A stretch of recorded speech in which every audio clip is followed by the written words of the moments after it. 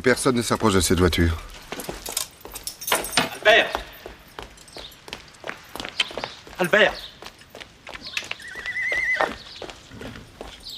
Écoute, je t'en prie, il faut que nous parlions. Mais oui, demain à 6h30 dans le bois de Saint-Cloud. Juste un mot chacun. Prêt? Prêt. Moi aussi, monsieur le comte, je suis troublé. Mais vous comprendrez que je ne peux pas exiger de la Chambre des Pairs que j'ai l'honneur de présider qu'elle engage une action sur de simples allusions contre l'un de ses membres. N'est-ce pas un membre que cet article, d'ailleurs, n'a pas commis l'imprudence de nommer un certain Fernand. Vous conviendrez avec moi que c'est assez vague, Fernand. Hein. J'ai moi-même un petit-fils qui s'appelle Fernand. Dans son édition de ce soir, monsieur le duc, le journal Le Messager révélera le patronyme du coupable dans toute son intégralité. On ne parlera plus seulement d'un certain Fernand, mais du comte Fernand de Morcerf. Monsieur, je dois vous mettre en garde. Certes, depuis la Révolution, plus personne en France n'est intouchable. Mais de là à accuser un homme ayant les états de service et la respectabilité du comte de Morcerf... Monsieur le duc, voici une épreuve de l'article qui paraîtra ce soir en première page du Messager.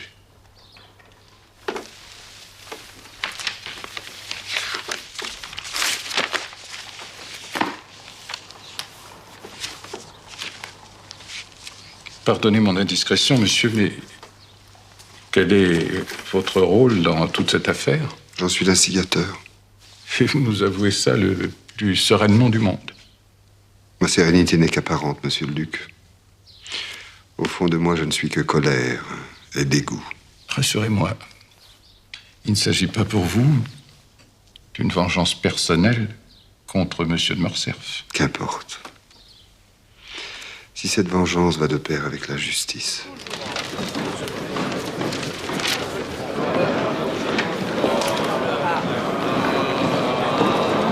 Enfin, voilà.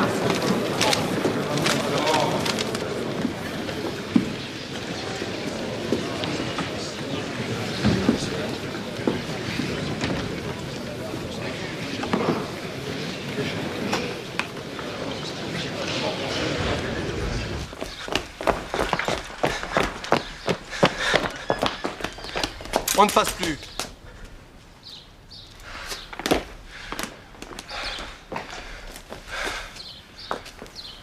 Et croyez bien, mes chers collègues, que je n'aurais accordé aucune attention à ces allégations. Dites, c'est calomnie! C'est calomnie pour complaire, monsieur le baron de la Mersandière, si elle n'avait pas été signée par un certain nombre de notables qui affirment avoir été les témoins de cette... Forfaiture, n'est-ce pas? Silence, messieurs! Et vous, monsieur de Morcerf, je ne vous ai pas donné la parole. Je la prends, monsieur. Aucun règlement ne tient contre l'insulte qui m'est faite.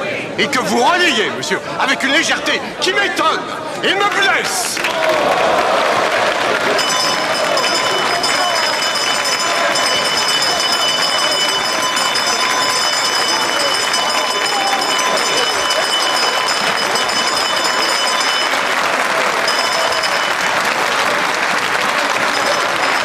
Ils sont tous avec lui, c'était à prévoir ça. Et si Albert ne me tue pas demain matin, je suis bon pour être inculpé d'atteinte à la sûreté de la nation. Ah, vous m'avez mis dans le beau drap, monsieur le comte. Morcerf croit triompher parce qu'il est persuadé de connaître toutes les cartes de la partie qui se joue ici. Sauf que moi, j'en ai une en réserve dont il ne sait rien. Alors de grâce, sortez-la vite. Le temps d'aller la chercher. En plus, ça me fera prendre l'air. Car c'est irrespirable ici.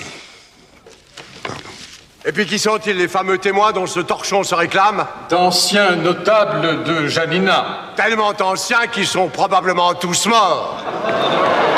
Le procédé n'est pas nouveau, qui consiste à faire parler les morts. Oh.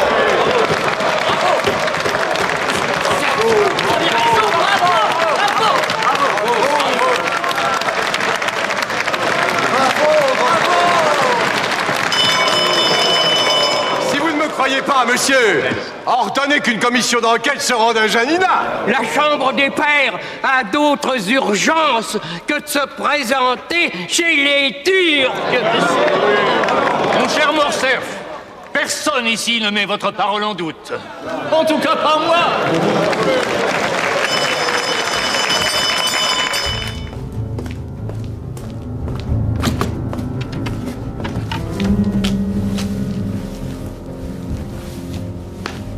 Je suis à votre disposition, monsieur.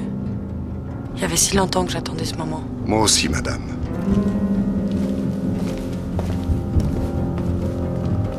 Rétablissez la censure.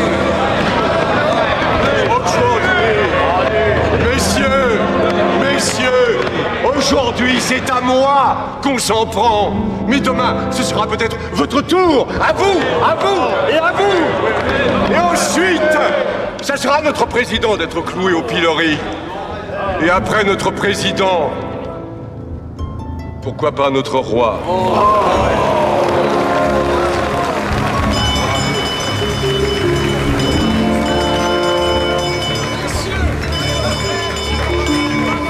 Regagnez vos places ou je suspends la séance. Et vous, comte de Morcerf, il ne vous suffit pas d'attaquer la presse pour vous justifier. Et de quoi devrais-je me justifier?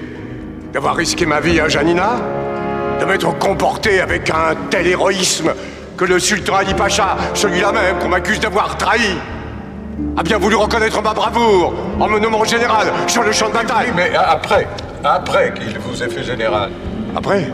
Eh bien après, la ville est tombée entre les mains des Turcs. Et comment? Comment est-elle tombée? C'est ça toute la question.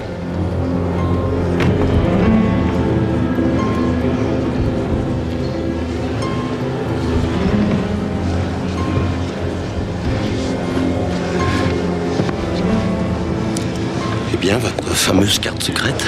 La voici. Une dame de cœur.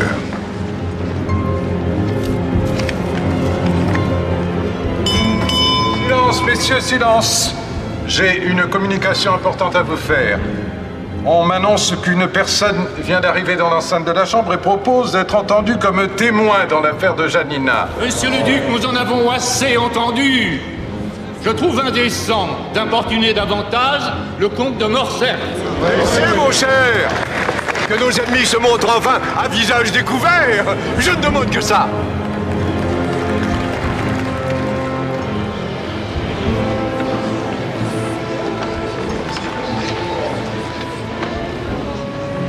Quel est ce carnaval? Qui est cette femme? C'est elle?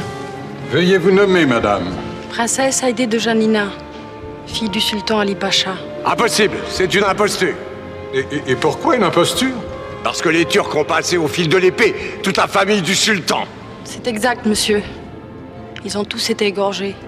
Ma mère, mon père, mes deux frères. Moi seule, j'ai échappé à cette horrible tuerie.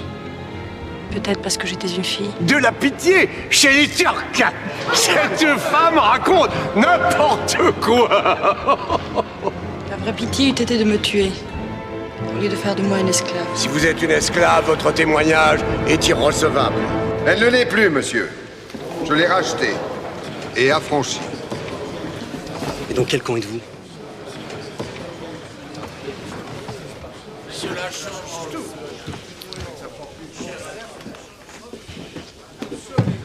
Madame, puisque le comte de Monte Cristo garantit la validité de votre témoignage, vous pouvez parler. Esclave ou pas, encore faudra-t-il qu'elle puisse prouver qui elle prétend être. Dites-le leur, vous, qui je suis. Une hystérique. Voilà ce que vous êtes. Mondego, vous étiez un des plus proches intimes du sultan et de sa famille. Haïdé avait-elle un signe distinctif? Il y a si longtemps, comment pourrais-je m'en souvenir? Portait-elle, oui ou non, un signe distinctif? Vous avez peut-être raison. À cette époque, elle se gavait de ces friandises sucrées qu'on appelle là-bas loukoum. Alors son signe distinctif, c'est qu'elle devrait peser à présent plus de 200 livres. Décidément, vous êtes loin de faire le poids, ma pauvre fille.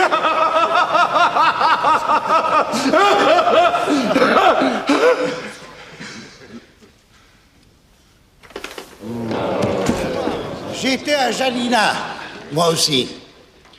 Mais une simple escale de quelques jours.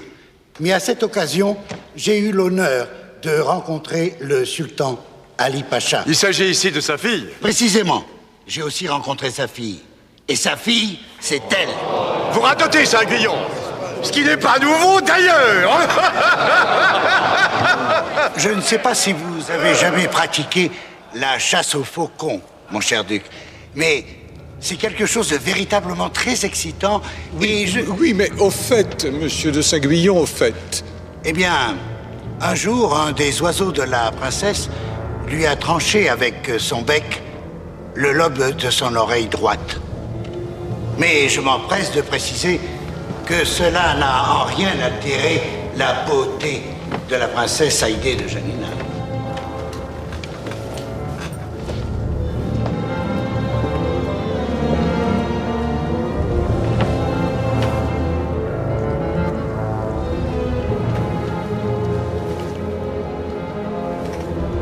Pardon, madame, pour l'humiliation que nous vous avons imposée, mais c'est la dernière.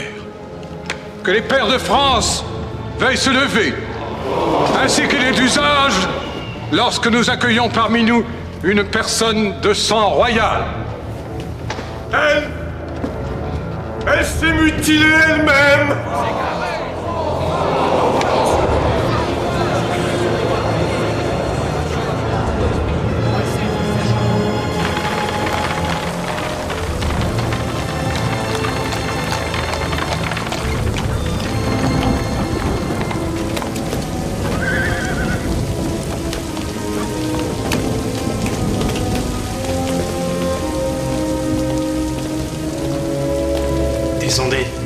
Descendez ou c'est moi qui viens vous chercher? Rentrez chez vous, Albert. Votre pauvre mère a besoin de vous. C'est à cause de vous que mon père est déshonoré. Oui. Mais je vous jure que je n'en tire aucune jouissance. Il fallait que ce soit fait. Au cas où le rastaquouère que vous êtes ignorait la signification de ce geste. Il veut dire que je vous demande réparation. Où et quand? Je n'ai pas voulu ça, Albert. Répondez où et quand? Vous aviez pris des dispositions pour vous battre avec Beauchamp. Ce duel n'ayant plus de raison d'être, je vous propose le même endroit à la même heure. Voici mes témoins. Présentez-moi les vôtres. Maximilien Morel et Bertuccio. Un commerçant et un domestique. Vous cherchez encore à m'humilier? Je n'ai pas d'autres amis à Paris.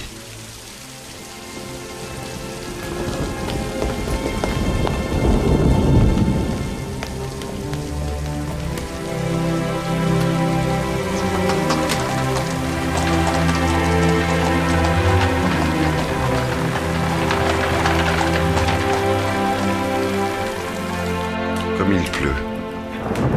J'espère qu'il tombera sur le dos et non pas face contre terre. Il ne mérite pas de mourir le nez dans la boue. Laisse Bertuccio, je finirai moi-même. Retourne auprès de Valentine, je ne suis pas tranquille. Oh, vous faites pas de soucis, monsieur le comte. Les Villefort sont à Saint-Louis d'Antin. On chante une messe pour l'âme de Saint-Méran. Et on ne chante pas pour le pauvre Barrois? Excusez-moi.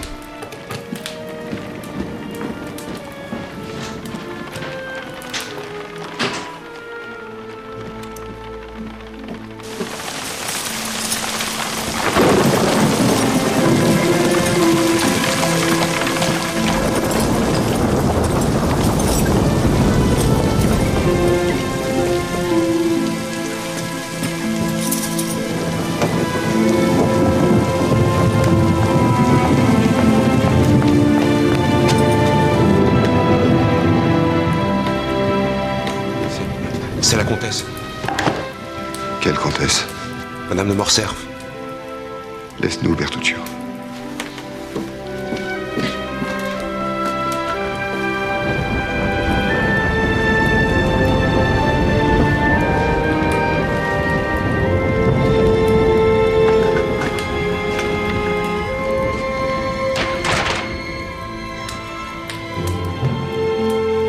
Asseyez-vous, Mercedes. Que faites-vous? Vous les voyez, je vous supplie. De quoi? Comme si vous ne le saviez pas. Relevez-vous. C'est devant Dieu qu'on s'agenouille. Mais vous pouvez faire comme lui, un miracle. Pourquoi un miracle? Votre fils se considère comme l'offensé. C'est donc lui qui aura le privilège de tirer en premier. Mais vous le savez très bien qu'il vous manquera. Il n'est pas très habile au pistolet. Je sais. Et puis il y a l'émotion. Il sera bouleversé, ses mains vont trembler. C'est son premier duel. Moi aussi. Mais à la différence de votre fils, je tire très bien.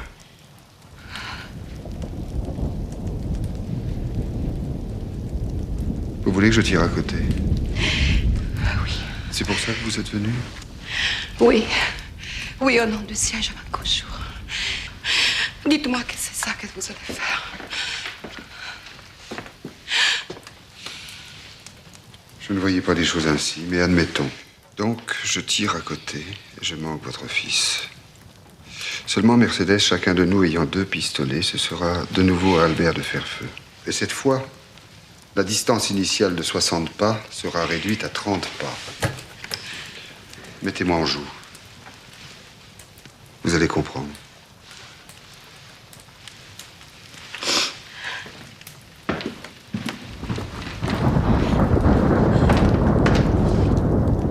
Franchement, 30 pas, même sans savoir tirer, vous croyez pouvoir me manquer?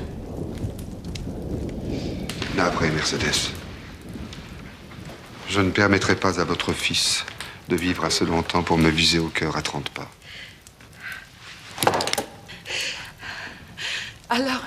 Alors blessez-le. Touchez-le à l'épaule. Je ne sais pas, moi, mais que cette cauchemar s'arrête. Ce n'est pas un duel au premier sang, c'est un duel à mort, et c'est votre fils qui l'a voulu ainsi. Mais vous dites non à tout. Mais pourquoi avez-vous comme ça après nous? Qu'est-ce qu'on vous a fait? Je croyais que vous le saviez. Comment le saurais-je? Qu'est-ce que je sais de vous? Pourtant, l'autre jour, sur la rivière, il m'avait semblé que... Moi aussi, sous la rivière, j'ai cru des choses. Mais j'ai dû me tromper. Parce qu'il n'était pas comme ça. Il n'était pas comme vous êtes. Il? Sous la rivière, je vous appelais Edmond. Oui. Et ensuite, pourquoi n'avez-vous rien dit? J'ai pensé que toi, tu allais parler. Que c'était à toi de le dire. Depuis le premier jour, j'attends cet aveu. Les aveux, Mercedes, ce sont pour les coupables. Alors tu veux que ce soit moi qui te dise comment tu t'appelles? Personne n'a jamais su dire mon nom comme tu sais le dire, toi. Je me souviens. Quand tu l'écrivais sur la buée des carreaux. J'étais amoureuse de toi. Cette nuit, j'ai peur de toi. Dis-le quand même, Mercedes, essaye. Appelle-moi par mon nom doucement. Comme avant, pour la dernière fois, parce que demain, tu ne pourras plus prononcer ce nom sans vomir. Dis-le, Mercedes. Edmond. Edmond Dantès.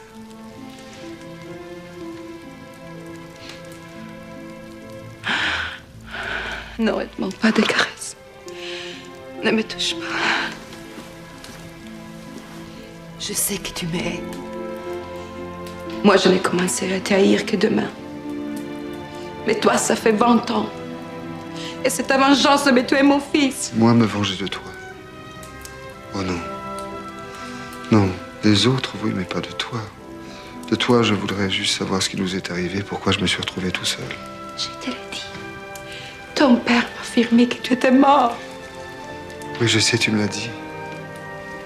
Tu me l'as dit, tu pouvais le croire parce que lui ne mentait pas. Pas comme d'autres. Mais de là à épouser Fernand Mondego. Tu le connais, Fernand Mondego? Tu sais qui c'est aujourd'hui, Fernand Mondego? Le contraire serait difficile. Tout Paris ne parle que de sa trahison à Janine. Mais est-ce que ça aurait existé, Janina, si Fernand Mondego n'avait pas déjà trahi, s'il n'avait pas goûté au mensonge, aux calomnies, à la trahison? Qu'est-ce que tu veux dire? C'est lui qui m'a fait arrêter. Non. Ce n'est pas possible. Il disait partout qu'il avait perdu son meilleur ami. Je l'ai vu pleurer. Tout est faux chez lui. Les larmes, l'héroïsme, l'honneur. Il te voulait, moi je le gênais. Alors une lettre anonyme. C'est très courageux, ça, le coup de la lettre anonyme. Ça fait le genre de Fernand. L'ordure. Oui, mais l'ordure avec d'autres ordures. Villefort, Danglars, Cadrousse. Punis-les tous, c'est ton droit. Mais pas Albert. Ne les mêle pas à tout ça. Ne me tue pas, mon fils. Si ça peut te faire du bien, moi aussi, punis-moi. Je n'ai rien fait de mal. Mais punis-moi quand même. Juste pour te soulager. Mais ne fais pas de mal à mon fils.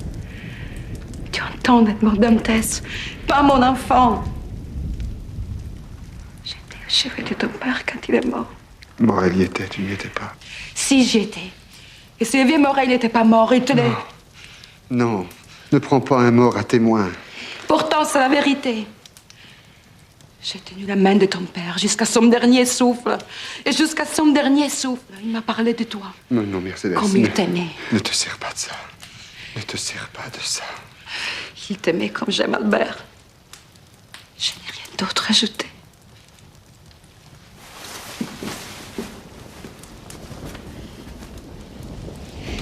Mais toi, est-ce que tu n'as pas quelque chose à me dire avant que je m'en aille? Demain matin. Avec 20 ans de retard. Tu n'auras plus à te demander si Edmond Dantès est mort ou s'il est vivant. Il sera mort.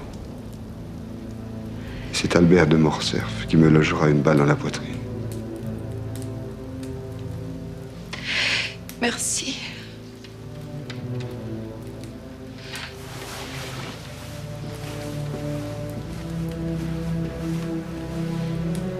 Adieu, Edmond. Adieu, Mercedes.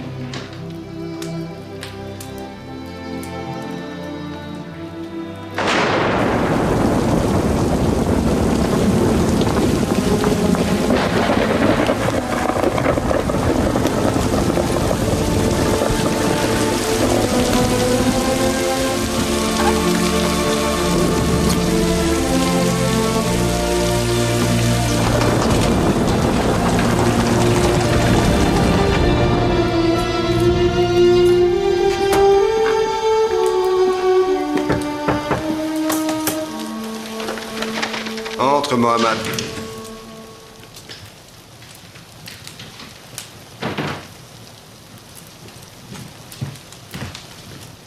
Seigneur, tu as besoin de moi.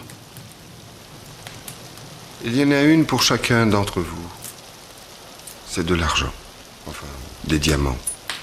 C'est plus facile à négocier. Des diamants? Oui, c'est pour payer votre voyage de retour et une fois chez vous, pour y vivre bien. Je suppose que le petit Hassan s'achètera une belle felouk et qu'il deviendra un grand pêcheur d'éponges. Il aime tant la mer. Mais tu lui diras d'être prudent, n'est-ce pas? Il ne faut pas se fier à la mer. Il faut se fier à personne. Seigneur, tu nous renvoies? Non. Je ne vous renvoie pas, mais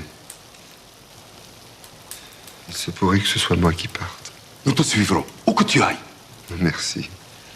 Mais c'est un endroit où personne n'a plus besoin de personne.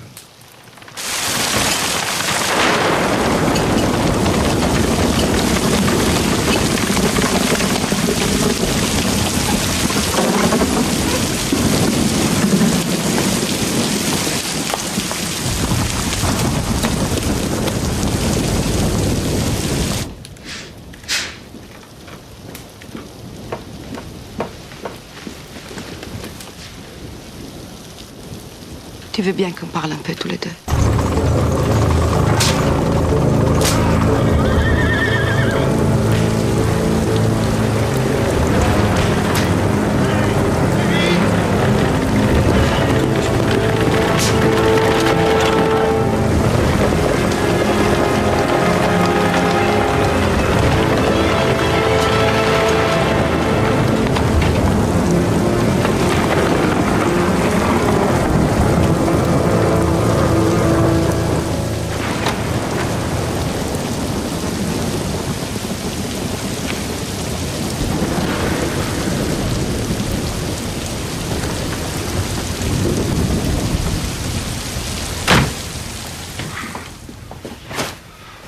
Qu'est-ce que vous faites? L'amour.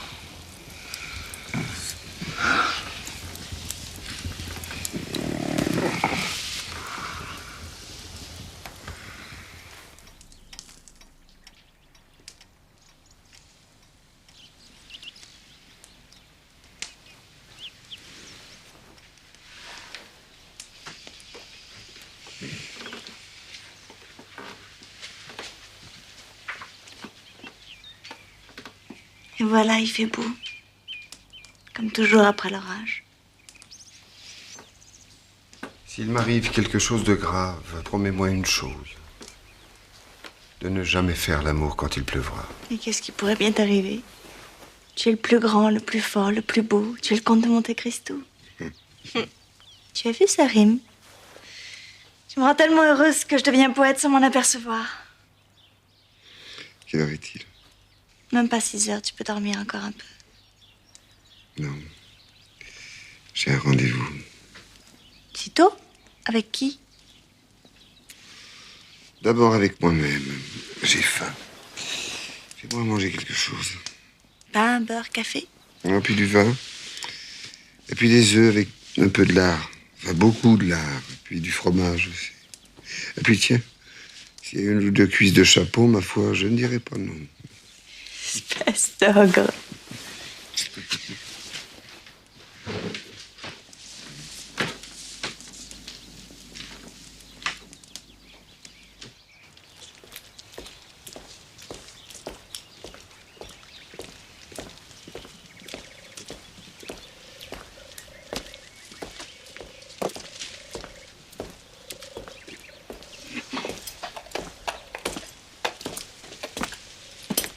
À ce soir? Camille, Oui. rien. Ou plutôt si. C'était une nuit merveilleuse. Je n'oublierai jamais. Merveilleuse, mais si courte. La prochaine sera tellement longue.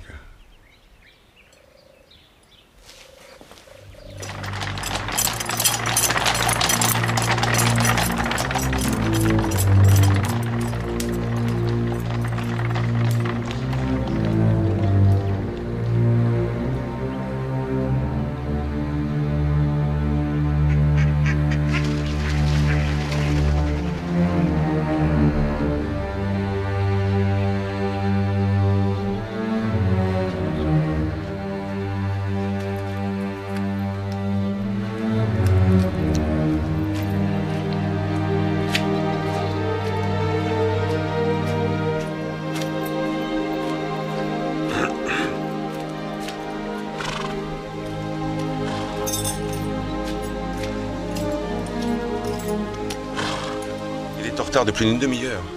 Peut-être qu'il a pris peur. Non, il viendra, c'est un Morcerf. C'est une race de traîtres. Mais il a aussi une mère, Mercedes. Et c'est une courageuse. Mon testament. Mais, monsieur, mais... Je t'ai couché dessus pour 10 millions. En les plaçant chez Thompson & French à du 18 ou 20%, tu auras une jolie petite rente. Tu n'as qu'une obligation. C'est toi que je charge de faire respecter mes dernières volontés. Elles sont simples. J'étais marin. Je veux la mer comme tombeau. Je veux qu'on me fasse glisser au fond, depuis le pont du Pharaon.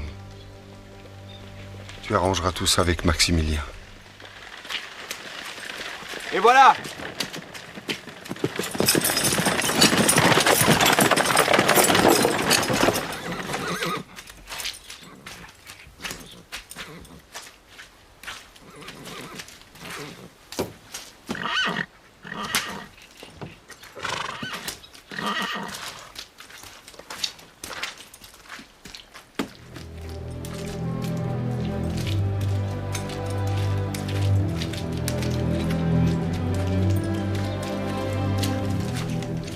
Le vicomte de Morcerf vous présente ses excuses pour ce retard.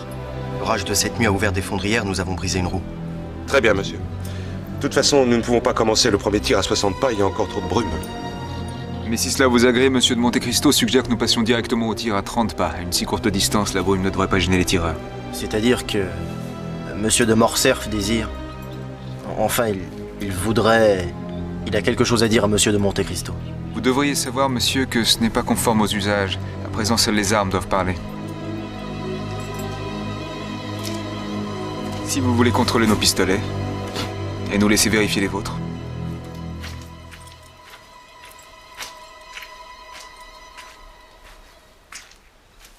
Je suis venu sans armes, monsieur Morel. Sans armes? Sans armes, mais avec des excuses. Des excuses? Mais vous êtes l'offensé, vous n'avez pas à vous excuser, vous.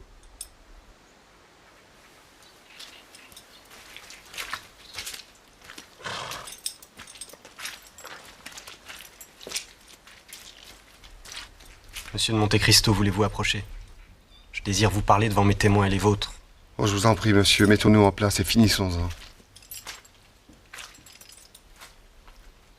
Certes, oui, finissons-en, mais pas de la façon que vous pensez.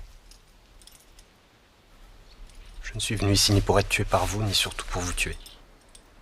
Sauf si c'est vous qui l'exigez, nous ne nous battrons pas. Je suis venu vous demander pardon. Cette nuit, à l'heure où ce terrible orage a éclaté, ma mère est venue me trouver. Elle m'a tout dit. Quoi? Qu'est-ce qu'elle vous a dit? Vous connaissant un peu, je crois que vous n'aimeriez pas que je répète ici jusqu'où votre générosité ce matin était prête à aller. C'est vrai. Cela ne regarde que la comtesse de Morcerf et moi-même. Pour le reste, c'est fort simple. Il n'était que justice de votre part d'accuser et de confondre mon père. Oui, messieurs. Le comte Fernand de Morcerf s'est rendu coupable de félonie, et pas seulement à Janina. Déjà des années auparavant, à Marseille... Non, pas ça, Albert, pas ça. Vous ne voulez pas que je parle de... Non. Vous réservez de porter vous-même cette accusation? Peut-être. C'est mon affaire, pas la vôtre. Soit. Ne craignez rien. Je sais garder un secret, surtout quand c'est ma mère qui me l'a confié. Je vous remercie en tout cas de m'épargner la honte, d'accabler davantage mon père. Qui je... Non.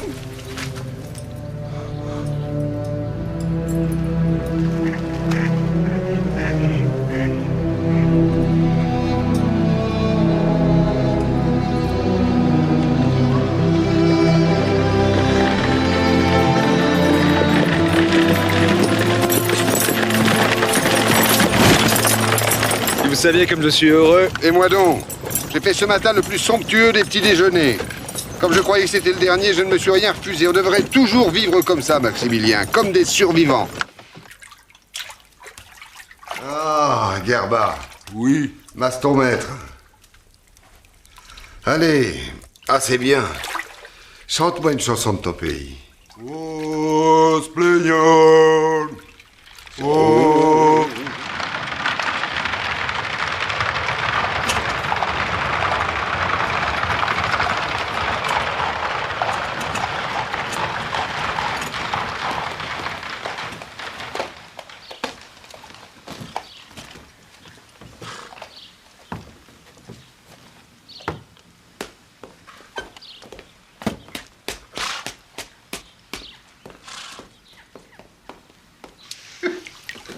Le comte de Morcerf. Quoi, le comte de Morcerf?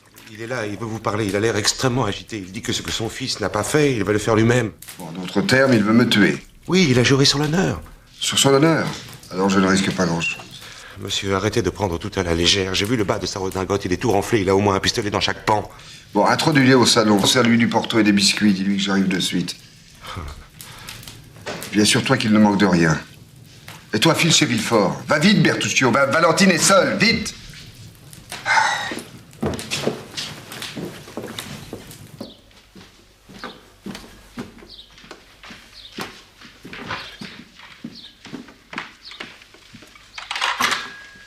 Voilà, monsieur.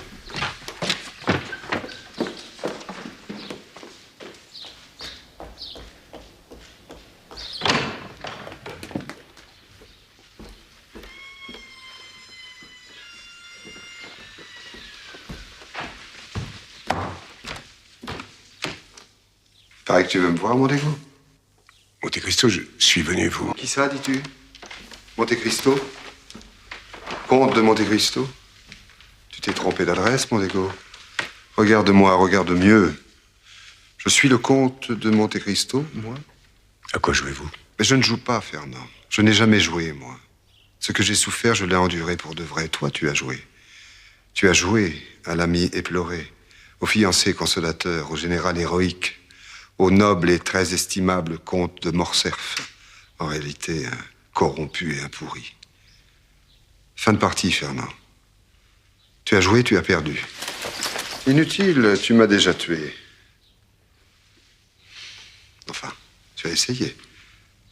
Mais tu n'y es pas arrivé, la preuve, je suis revenu. Tu bois avec moi? À la santé d'Edmond Dantès.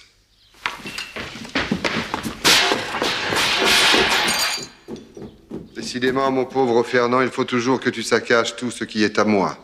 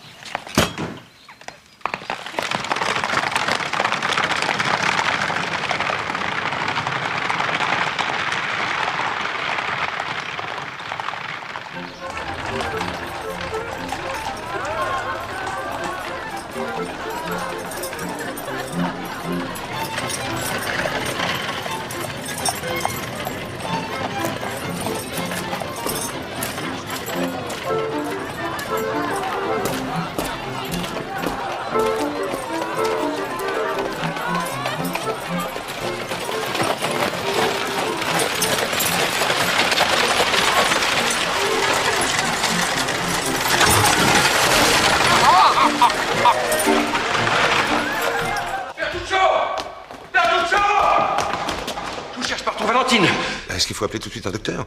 Non, c'est trop tard pour le docteur. Il lui faut un prêtre. Allez, courez chercher un prêtre. Allez, courez! Allez! Ça suffit, je vous en prie, mon ami. Ne vous donnez pas au spectacle. Il change de vie.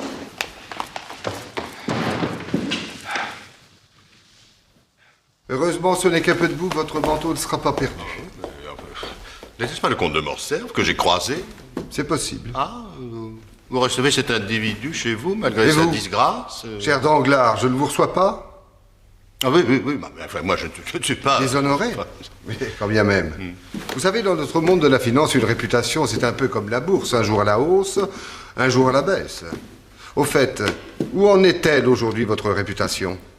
Je vous sais gré, monsieur le comte, de m'avoir fait mander pour vous soucier de mes affaires. Eh bien, c'est qu'elles ont quelques influences sur les miennes. J'ai résolu de quitter Paris, figurez-vous. Monsieur le comte, il laissera un souvenir inoubliable. D'autant plus que je veux partir sans laisser de dette derrière moi. C'est pourquoi je vous serais obligé de me faire un versement de 6 millions sous 48 heures. 6 millions? Mais je vous ai déjà donné 6 millions. Il m'en faut 6 autres.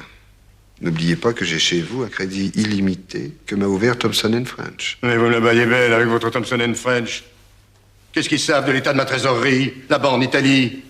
Mes caisses sont vides. C'est ennuyeux.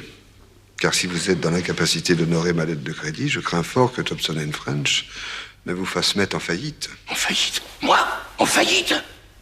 Et tout cet argent que j'ai perdu, c'est vous qui me l'avez fait perdre. Tous les placements, soi-disant mirifiques, que vous m'avez conseillés, ont tous lamentablement échoué. Merci, Hazen. Donc nous sommes d'accord. 6 millions sous 48 heures.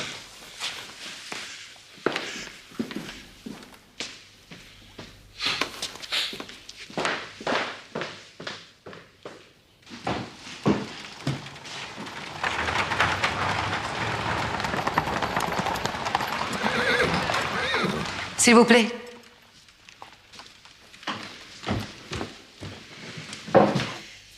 Vous donnerez cette lettre à mon mari.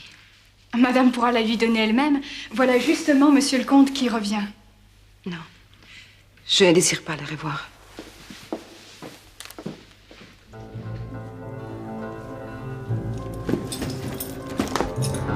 Nous sommes arrivés, monsieur le comte.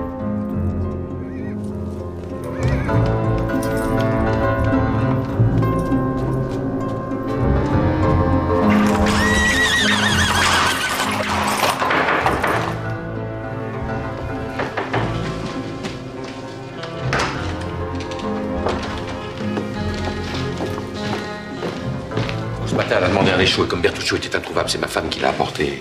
Laissez-moi seul avec la malade. Je vais l'entendre en confession. Mais mon père, je vous en prie, il était consciente. Je la regarde Dieu, madame. Pas vous.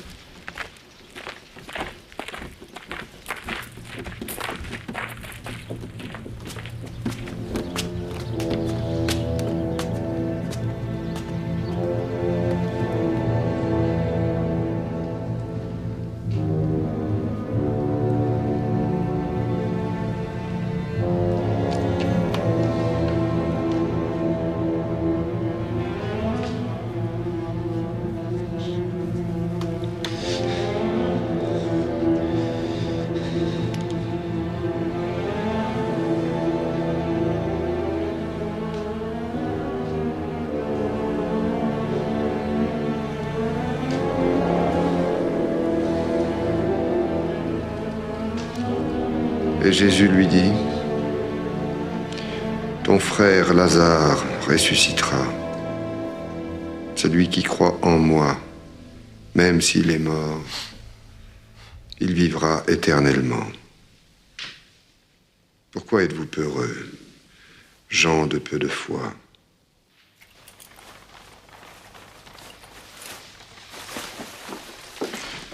Et voilà, je suis toute nue. Quelle humiliation. Comment pourrais-je me montrer sans mes bijoux? Quoi te montrer? Où veux-tu te montrer? As-tu oublié que nous assistons demain aux obsèques de la petite Villefort? Non, qu'à te draper de voile noire, personne ne remarquera l'absence de tes bijoux. On a bien pour 2 millions. En vendant notre chasse à Rambouillet, en ajoutant quelques meubles. Ah non, pas les meubles. Ils sont à moi, les meubles. Ils me viennent de ma famille. Tu préfères la banqueroute? Que j'aille en prison? Nous étions tous si heureux. La vie était si belle, si facile. Et voilà, il a suffi de quelques mois pour que le destin... Tous ces morts chez les Villefort. Le déshonneur de Morcerf, son suicide. Et à présent, toi qui me parles de banqueroute, de prison. Mais qu'est-ce que nous avons fait de mal pour en arriver là?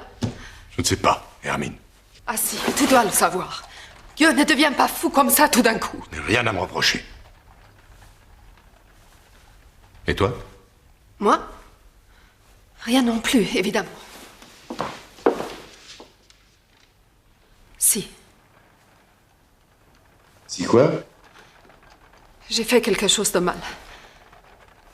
Je mérite que tu vendes mes bijoux et mes meubles. Je dois être punie. J'étais trompée il y a des années. J'ai eu un enfant d'un autre homme. Mais tu ne peux pas avoir d'enfant. Peut-être que ça venait de toi. En tout cas, avec un autre, j'ai pu. Et c'était un fils. Quel autre? Pourquoi ne me demandes-tu pas plutôt quel enfant? Où est cet enfant? J'ai un enfant que je ne connais pas, que personne ne connaît. Et on dirait que tout le monde s'en fiche. Avec un caissier, probablement. Souvent surpris à rôder autour des caissiers. Les regarder. Avec ses yeux vagues. Elle se léchait les lèvres. Petite langue de femme, rose et mouillée. On n'imagine pas les ravages que ça peut faire, une petite langue. Sous les yeux d'un jeune caissier. Hein? Mon seul tort, c'est d'avoir engagé des jeunes caissiers. Mais c'est fini le bon temps. De toute façon, jeune ou vieux, j'ai plus de quoi les payer. Alors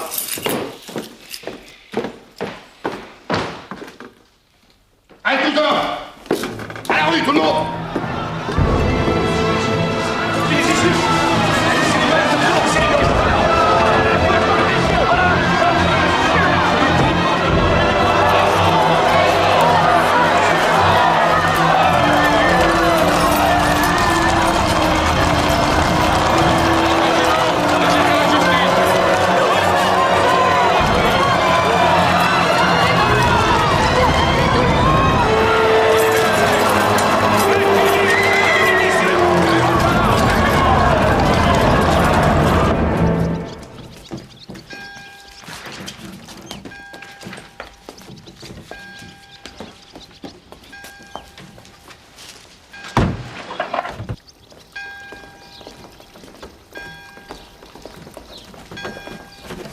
Que Dieu vous bénisse, ma mère, pour votre hospitalité.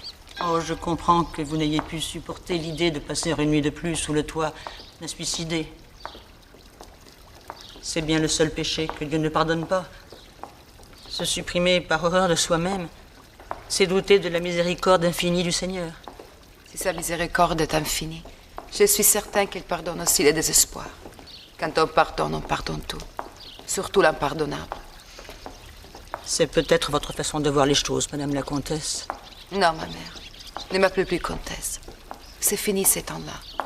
C'est pourquoi j'ai tenu à faire don de mes biens à votre petite communauté. Nous prierons pour vous, Madame, afin que Dieu vous aide à trouver la paix. Et pour qu'il vous protège, monsieur, quand vous serez en Algérie. Demandez-lui surtout, ma mère, de me donner l'occasion de racheter l'honneur que mon malheureux père a bafoué.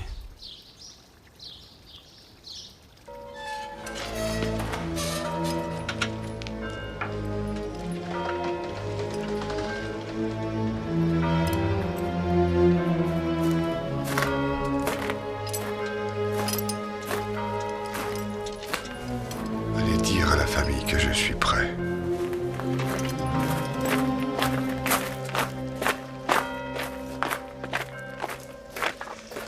Devons-nous attendre les autres, monsieur? Quels autres? Eh bien, les autres personnes qui vont se joindre au cortège. Sans doute, la défunte avait-elle des amis qui... Mais non, monsieur, il n'y a que nous. Allons-y, je vous en supplie qu'on en finisse le plus vite possible.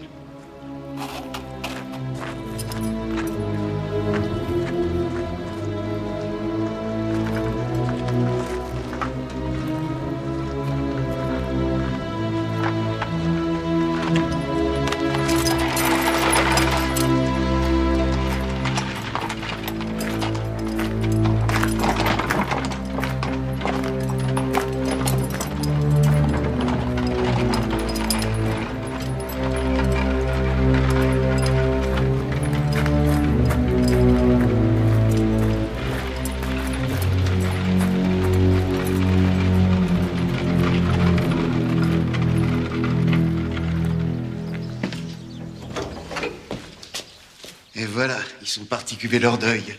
Passons à nos petites affaires. Vous avez tout ce que vous vouliez. Alors on avait dit 3000 francs pour pas trop visser le couvercle, 2000 francs pour pas poser la dalle. J'irai jusqu'à 20 000, mais il me faut encore un petit quelque chose. Basette. Et vous voulez quoi pour ça? Qu'on vous ressorte la gamine? Vous fournissez ces jeunes messieurs de la faculté en chair fraîche pour leurs travaux de dissection? Non, je vais simplement acheter votre corbillard avec le cheval. Et bien entendu, votre silence. Ça ira. C'est pas pour dire, mais vous faites quand même de drôles de trafic, vous autres les curés. Allez, ça y est, venez-y. On y va. Dépêchez-vous. Allez.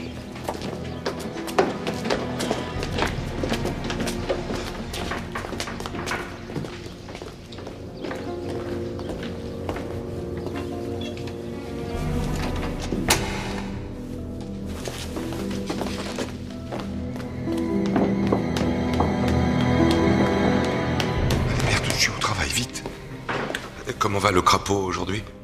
Il dort toujours. Mais ça veut rien dire. Un crapaud et un être humain, ça n'a pas la même physiologie. Certes, le crapaud peut dormir encore longtemps, alors que Valentine peut très bien être morte, elle. On fait comme on a dit, mais surtout vite, vite.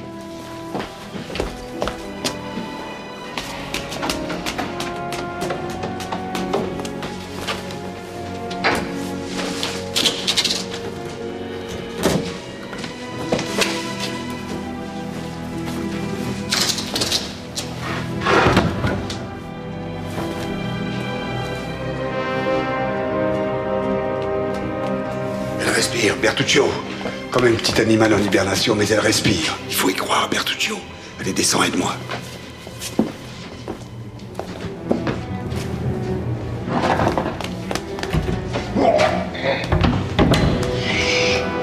Quand elle reviendra à elle, elle aura très soif, très froid, très peur. Elle ne saura plus où elle est, ni qui elle est. Ne vous en faites pas, je vais bien m'en occuper. Dès qu'elle se réveillera, je l'emmènerai se dégourdir les jambes. Je l'emmènerai boire du bon vin de Provence. Ne faites pas de soucis. Oh, à propos, ce pauvre Maximilien est au courant de votre petit tour de passe-passe? Mais non, bien sûr que non, enfin. Comment ça fait ce non? Et vous dites que vous l'aimez comme un fils? Vous êtes cruel. Non, prudent. Si jamais ça tournait mal, le pauvre garçon serait désespéré. Allez. Vous voulez dire si Valentine ne se réveillait jamais? Allez. Vous voyez bien que vous n'êtes pas si sûr de vous. Tiens. Allez. Dieu, que je déteste le noir.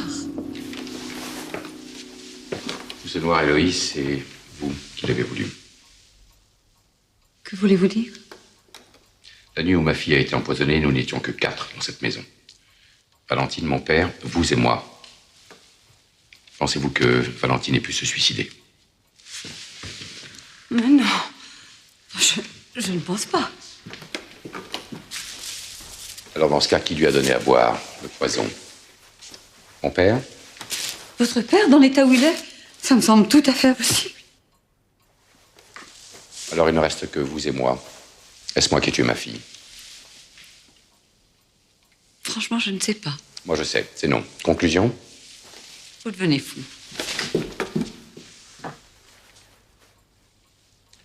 Je vous accuse d'un triple meurtre. Sur les personnes de Marie-Louise de Saint-Méran, du domestique Jules Barrois et de Valentine de Villefort, ma fille.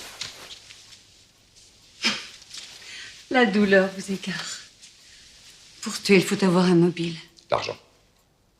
L'argent. Oh mon Dieu, l'argent. Oui.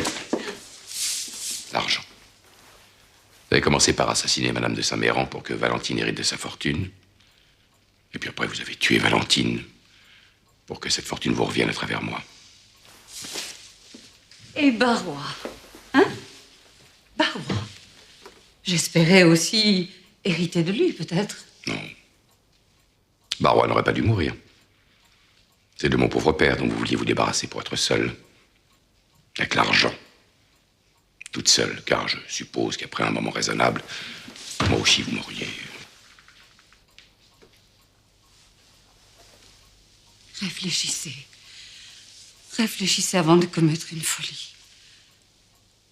Si je suis la criminelle que vous prétendez, si on m'accuse, si on me traîne devant les tribunaux, vous serez le premier éclaboussé par l'énormité du scandale. Et alors votre belle carrière. La mort de Valentine a brisé ma vie, alors ma carrière, vous savez... Il vous reste une dernière chance, madame. J'accepte. Sans condition. Ne vous emballez pas, ma chère.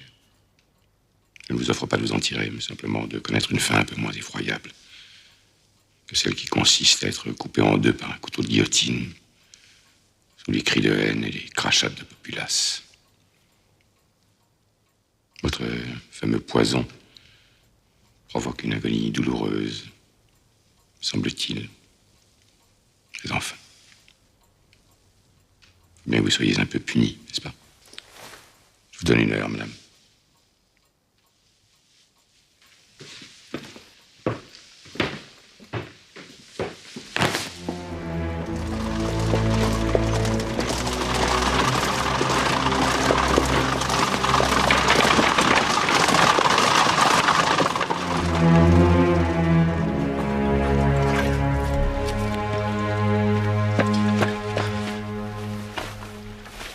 Mademoiselle Valentine. Mademoiselle Valentine, s'il vous plaît. Essayez de vous réveiller. Vous pouvez pas continuer de dormir comme ça. Oh là là là, elle est glacée.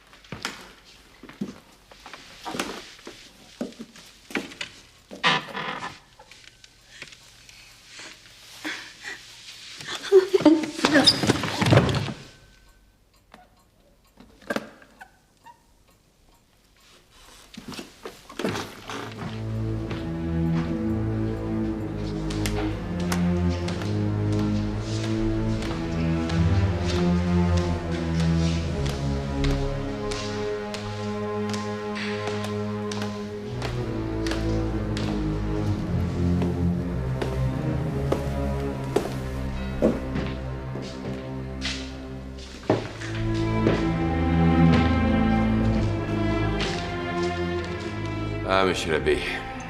Vous venez, je suppose, pour vos petits honoraires. Mes honoraires? Oui, n'est-ce pas, c'est l'usage de donner au prêtre. Ce n'est pas la peine. Caderousse poignardé, Morcerf suicidé, Danglars en fuite, votre fille morte. Je m'estime assez bien payé comme ça. D'ailleurs, j'ai toujours été un honnête homme, et j'aurais des scrupules à accepter votre argent. Je ne suis pas prêtre. Pas prêtre? Comment pas prêtre? Vous êtes l'abbé Busoni? Non. Si, voyons, je vous reconnais. Non, monsieur le procureur. Vous ne me reconnaissez pas.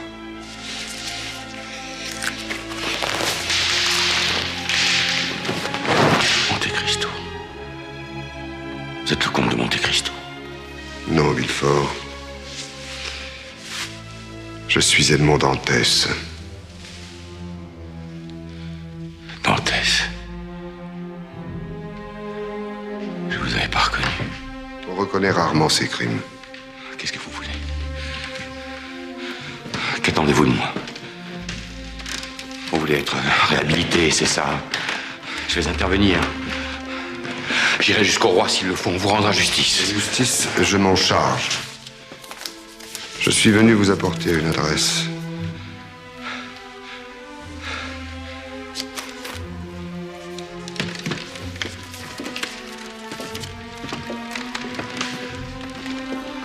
Prison du Cherche-Midi.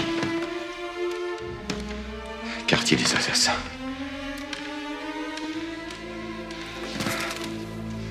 C'est là que vous voulez m'envoyer. Mais j'ai pas tué Héloïse. C'est elle qui s'est donné la mort. Si c'est vrai, c'est mieux pour elle. Vous avez ma parole. Je ne suis pas un meurtrier, je ne veux pas aller en prison. Même pour aller voir votre fils? Mon fils. Comment? Vous ne saviez pas que vous aviez un fils?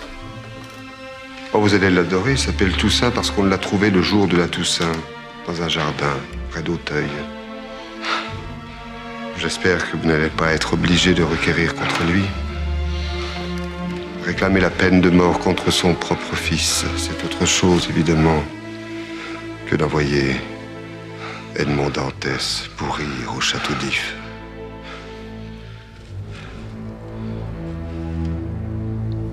Adieu, monsieur le procureur. Souffrez que je me retire, comme on dit, dans votre monde. Ou plutôt, souffrez tout court.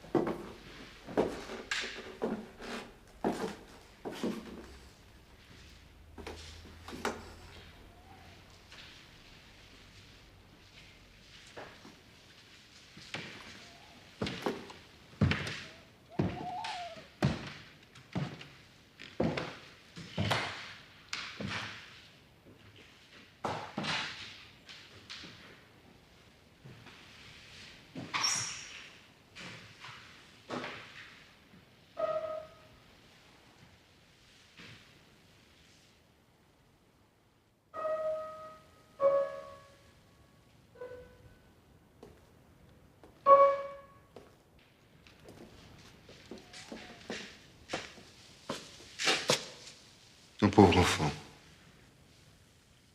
Je t'attendais pour m'en aller. Je pars, moi aussi. Tu retournes à Marseille? Beaucoup plus loin. À Alger? Tellement plus loin. Vous ne devinez pas? Je vais vous mettre sur la voie. L'autre matin, après duel, vous m'avez donné un de vos pistolets. Un souvenir. Non, Maximilien. Rends-moi cette arme. Rends-moi cette arme. Je ne l'ai pas sur moi. Qui est de fin tireur? Où faut-il mieux placer le canon? Sur la tempe ou dans la bouche? Maximilien, aie confiance. En qui? En Dieu? Depuis Lazare et Jésus-Christ, vous aurez remarqué que Dieu n'a plus ressuscité grand monde, comme s'il avait perdu la main. Tu parles comme moi quand j'avais ton âge. La même incompréhension, la même révolte. Presque les mêmes mots. Moi aussi, tu sais, j'ai voulu mourir. Pourquoi? Vous avez tout. Surtout l'amour. À cette époque-là, je n'avais rien. Je n'avais même pas le droit de regarder le soleil, alors. L'amour. Et puis, un jour, au plus profond de mon désespoir, j'ai rencontré quelqu'un. Quelqu'un qui m'a parlé un peu comme je te parle aujourd'hui, qui m'a dit « Aie confiance. Aie confiance envers et contre tout. Edmond Dantès, aie confiance. Edmond Dantès. Pourquoi Edmond Dantès? Parce que c'est moi. Edmond Dantès est mort. Beaucoup de gens l'ont cru. Mon père lui-même. Mon Dieu. Comme j'aurais aimé lui dire la vérité. Mon père vous aurait reconnu si vous étiez Edmond Dantès. Il n'aurait pas pu reconnaître Dantès sous le déguisement de Lord Villemort. Lord Villemort. Déguisement. Les spectacles d'illusions qui vous plaisaient tant à Valentine et à toi ne sont rien en comparaison des illusions dont moi je suis capable. Lord Villemort, l'abbé Busoni et le comte de Monte Cristo ne sont qu'un seul et même homme. Et cet homme, c'est Edmond Dantès. Comment? Pourquoi? C'est une longue histoire, mon enfant. Une histoire où Valentine a eu sa place. Est-ce que tu veux l'entendre? Non. Non, tout ce que je veux entendre à présent, c'est la détonation d'un pistolet. Tu n'entendras rien du tout. Tu seras mort avant. Ça va vite, tu sais, une balle de pistolet. À moins que tu te rates. Il suffit de si peu. Ta main qui tremble. Le canon du pistolet qui dévie d'1 ou 2 centimètres et tu te retrouveras comme le vieux noirtier. Vous avez mieux à proposer? Oui. Le poison. Je connais un merveilleux poison. Il suffit de se laisser aller. On s'endort sans aucune angoisse, sans la moindre souffrance. On commence par rêver. Et puis le rêve s'effiloche, comme la brume poussée par le vent. Bientôt, il n'y a plus rien. C'est le noir, le néant. Silence. C'est fini. Donnez-la moi. Pas ce soir. Je te fais une proposition, Maximilien. Accorde-moi 15 jours. Pendant ces 15 jours, promets-moi de ne rien tenter pour mettre fin à ta vie. Le terme écoulé, nous nous retrouverons à Marseille. Si tu es toujours dans le même désespoir, je te promets de te procurer la drogue qui te tuera. Est-ce que vous croyez que je vais oublier Valentine en 15 jours? L'éternité n'y suffirait pas. Si l'éternité n'est pas un médicament assez puissant pour calmer ton chagrin, raison de plus pour ne pas t'y précipiter tête baissée. 15 pauvres petits jours, c'est tout ce que je te demande. Il me semble que tu peux faire ça pour moi. Un souvenir de ce que Lord Villemort a fait pour ton père. D'accord. 15 jours. Heure pour heure. Tu jures? Oui, je jure. Mais vous aussi, vous devez jurer. Oui, Maximilien. Je jure de t'aider à mourir si je me suis trompé.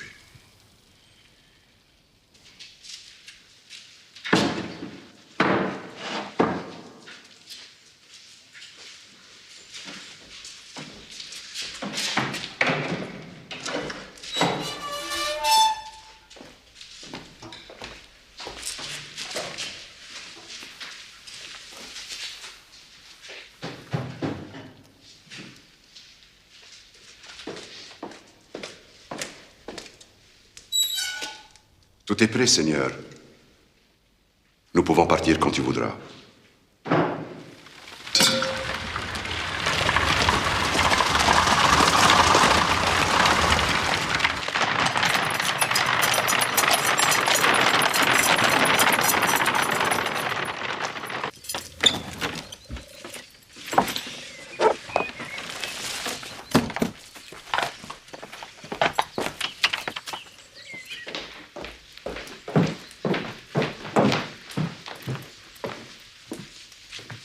C'est pas plutôt à votre cuisinier de faire ça?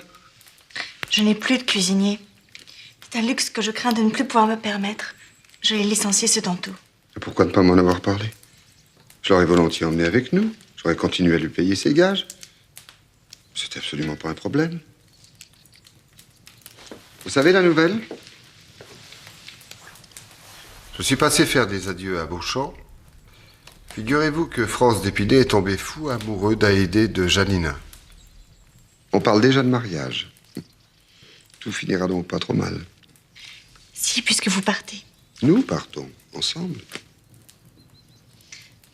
Mon mari s'amusait à prédire le temps. Il était très féru en matière de nuages. Il me disait que le beau temps n'était qu'une anomalie entre deux périodes pluvieuses, froides, mornes et grises. Vous avez été mon anomalie. Et elle était très belle. Qu'est-ce que vous me racontez là? Et où sont vos malles? Nulle part. Comment ça, nulle part? Vous n'êtes pas prête? Mais dépêchez-vous, Camille, nous partons aussitôt. J'ai en Italie un rendez-vous auquel je peux me soustraire et... Je reste avec Mère Rico. Vous partez sans moi, vous ne l'aviez donc pas compris? Qu'est-ce qui se passe? Camille. Qu'est-ce qui vous arrive? Vous ne m'aimez plus? Aussi. Je vous aimerai toujours. Vous êtes un magicien. Je dormais, vous m'avez réveillée. Je suis contente d'avoir ouvert les yeux. Le monde est beau, surtout en été, mais... Mais quoi? Je ne suis pas une femme, enfin pas une vraie femme. Juste une drôle de petite fille. Je vous attendris, mais vous ne m'aimez pas. Mais vous êtes folle. Aussi. Si, je vous aime. Vous êtes si pure. Disons naïve. À la longue, ma naïveté vous lassera. Vous vous détournerez de moi, je serai malheureuse. Vous avez goûté à des liqueurs bien trop fortes pour vous contenter d'une femme au goût de sirop. J'adore votre goût de sirop. Pourquoi voulez-vous m'en priver? Si jamais vous revenez à Auteuil, je serai là. Mais tu ne reviendras pas. Mercedes sera de garder. Mercedes. Elle t'attend. Vous vous attendez depuis 20 ans tous les deux.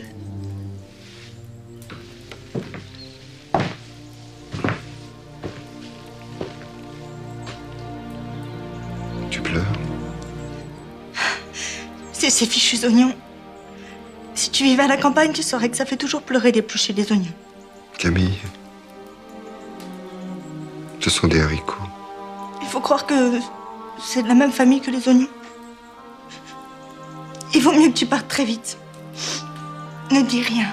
Ne fais surtout pas de bruit. Laisse-moi me rendormir bien sagement.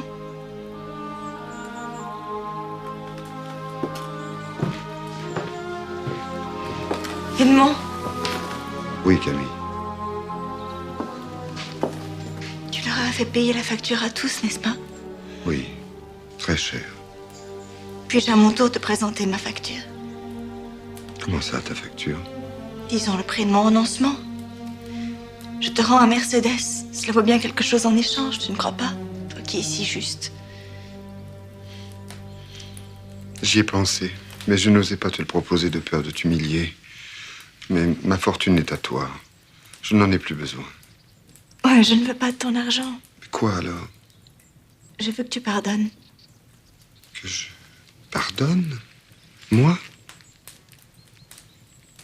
Mais à qui? Mais à tout et à tout le monde.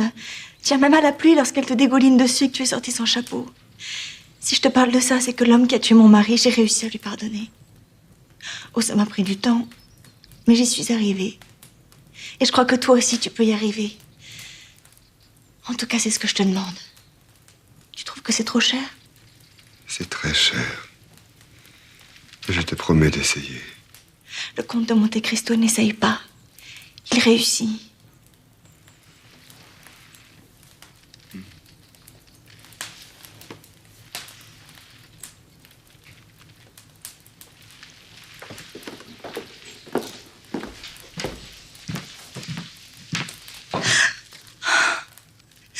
Je t'aime, je t'aime, je t'aime.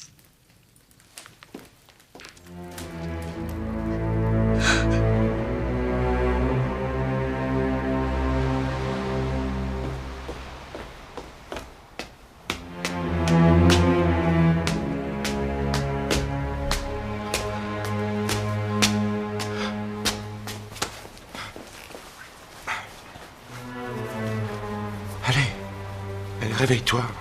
Hein? Réveille-toi, allez. Allons, reviens à toi. Ah, misère, elle est morte. Elle est morte pour de bon. Réveille-toi. Hey. Reviens à toi.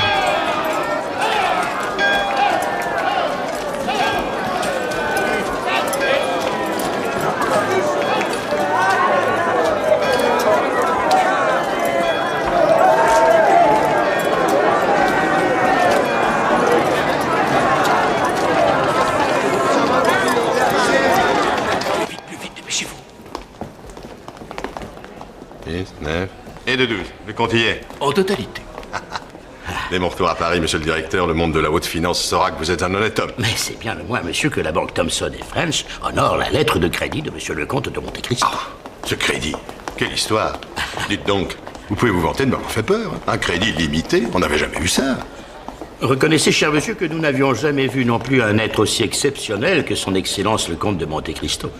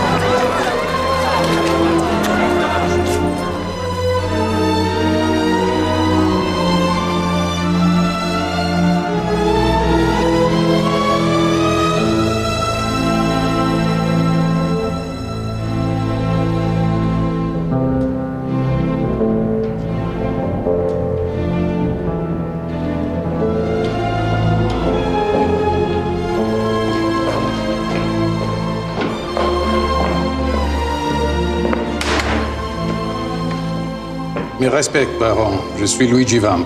Qu'y a-t-il à votre service? Quel droit m'avez-vous fait prisonnier? Prisonnier, vous?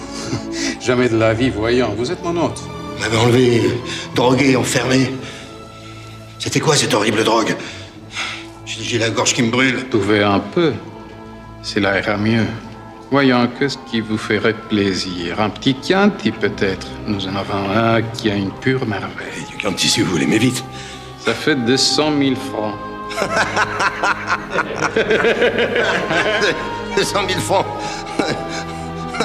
pour un peu de vin? Comment ça, un peu de vin? Pour 200 000 francs, Luigi Vampa vous apporte une bouteille pleine. Même une bouteille pleine, même tout un tonneau, même une barrique entière. C'est dément, c'est fou. N'êtes-vous pas un banquier? C'est riche, un banquier, non? Gardez-le, votre Chianti. Donnez-moi de l'eau. J'ai du feu dans la gorge. Un cruche ou un verre? Le tarif, c'est 100 000 francs pour une cruche, 20 000 seulement pour un verre. 20 000 francs pour un verre d'eau? Mais elle est pure, comme on... Mais vous êtes un bandit? Comme vous, monsieur le baron. La seule différence entre moi et vous, c'est que moi, je ne me suis jamais caché. Et cet homme? Qu'est-ce qu'il me veut? Vous êtes le bourreau, c'est ça? Ah. Monsieur de grâce, ayez pitié d'un pauvre homme. Avez-vous des regrets, au moins? Oh, des regrets? À propos de quoi, des regrets? Pour le mal que vous avez fait. Le mal que j'ai fait? J'en ai pas fait beaucoup, hein. Vous êtes sûr? Cherchez bien, cherchez mieux. Non, je ne vois pas, monsieur. En toute sincérité, je ne vois pas. J'ai gagné de l'argent, bien sûr, mais est-ce qu'il y a du mal à ça? Et puis, vous savez, de l'argent, j'en ai perdu aussi. Beaucoup. Des mines d'or sans or, des pêcheries d'esturgeons sans esturgeons. Et en Ukraine, des champs de blé sans blé. Je vais vous aider. Marseille, il y a 20 ans. Une auberge au village des Catalans, là-bas. Le vin n'était pas aussi cher qu'ici. Il ne coûtait que quelques sous. L'auberge de Cadrousse? La mémoire vous revient? Ne vous rappelez-vous pas ce beau jour d'été où vous étiez à boire, sous la tonnelle, avec Fernand Mondego, avec Caderousse? Attendez, mais... Comment savez-vous tout ça?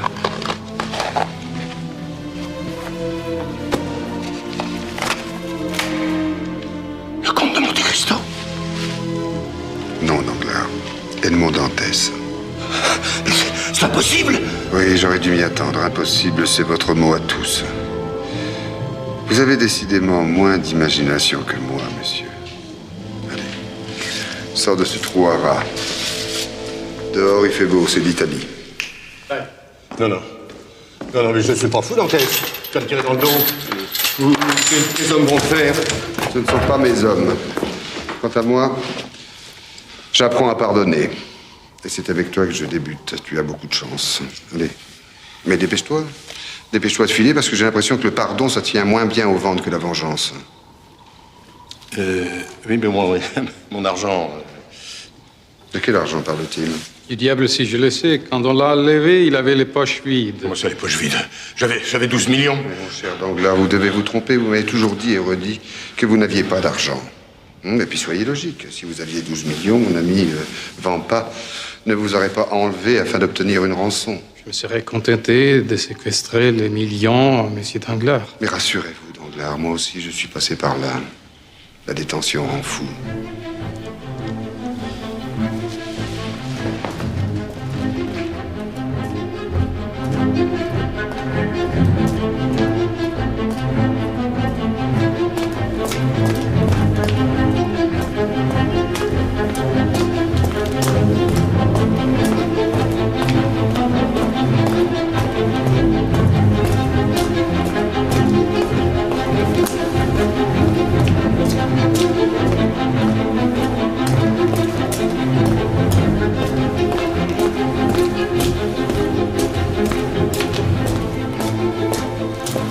N'oubliez pas ce dont nous sommes convenus.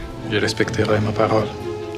Les millions confisqués à monsieur Danglars seront distribués aux pauvres, aux orphelins, aux veuves et aux hôpitaux. Aux prisonniers, sous forme de couverture, de médicaments, de nourriture. N'oubliez pas les prisonniers.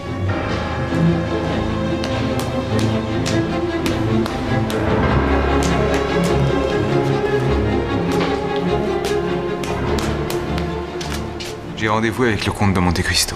On avait dit 15 jours, heure pour heure. Vous êtes un peu en avance. Oui, je sais.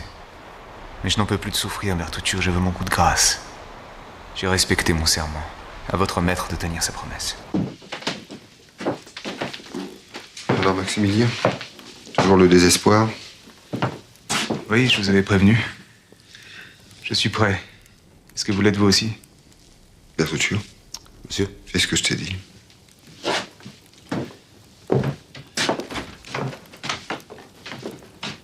C'est lui qui va me donner le poison.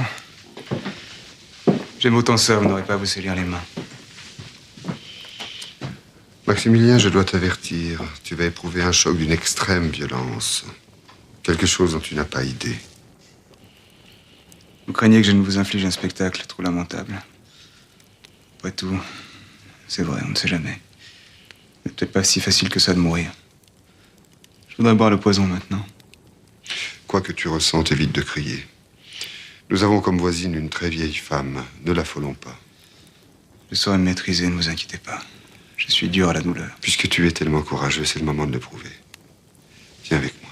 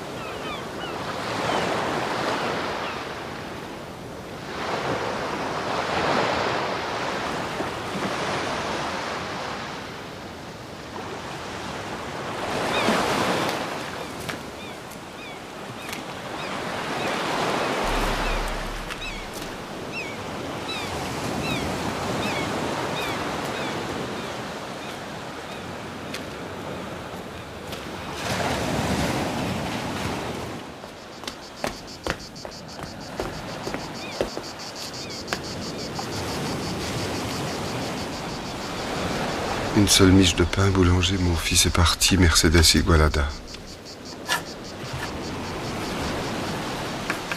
2.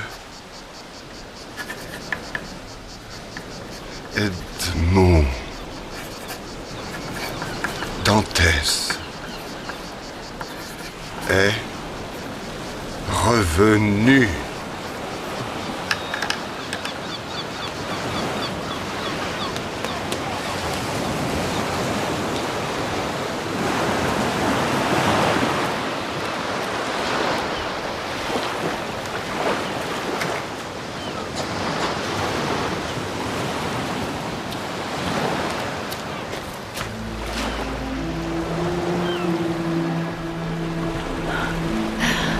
J'espère que tu ne pleures pas, rappelle-toi.